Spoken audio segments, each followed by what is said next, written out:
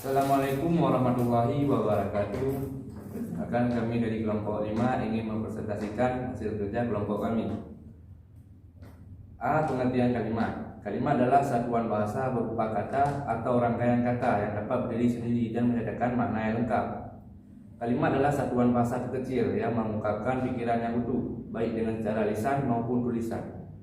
Dalam wujud lisan, kalimat diucapkan dengan suara naik turun dan keras lembut, disela jeda dan diakhiri dengan intonasi akhir. Sedangkan dalam wujud tulisan huruf Latin, kalimat dimulai dengan huruf kapital dan diakhiri dengan tanda titik. Untuk menyatakan kalimat berita atau bersifat informatif, tanda tanya untuk menyatakan pernyataan, dan tanda seru untuk menyatakan kalimat perintah. B. Pola kalimat dasar.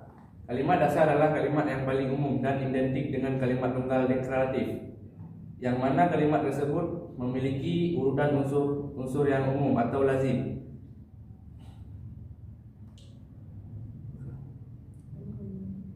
Dalam kalimat dasar hanya terdiri atas satu klausa. Unsur paling wajib adalah subjek dan predikat.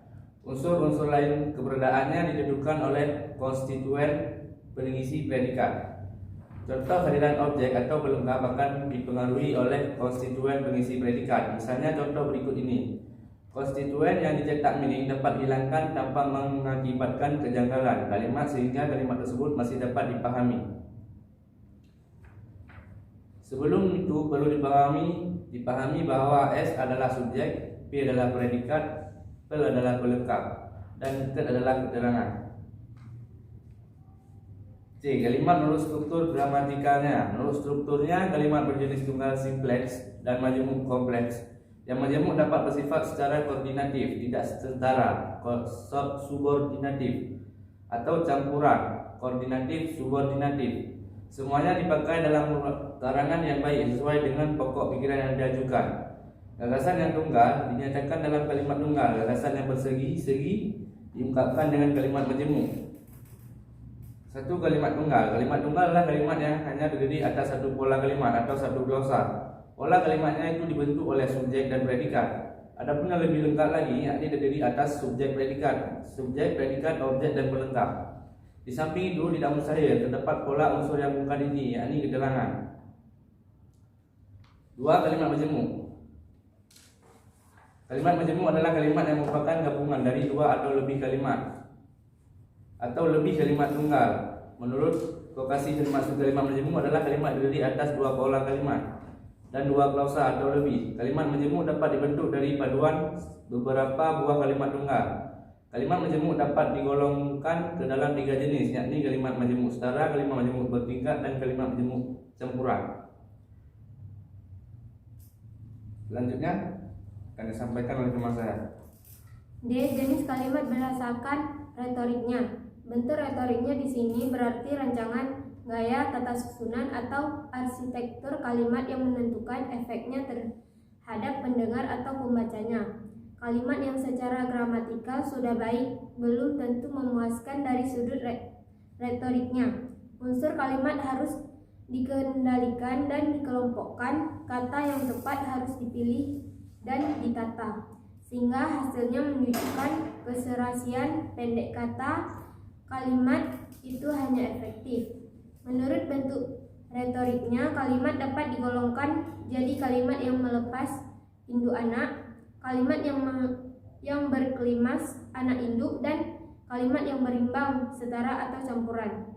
Yang pertama, kalimat yang melepas.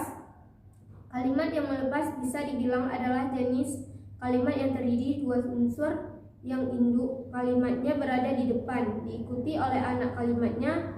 Jadi anak kalimat seolah menjadi suatu penjelas bagi kosa sebelumnya. Dua kalimat yang klimas sering disebut kebalikan dari kalimat yang melepas.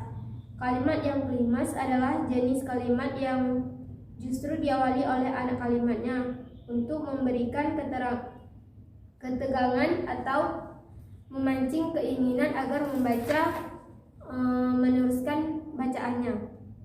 3. Kalimat yang berimbang.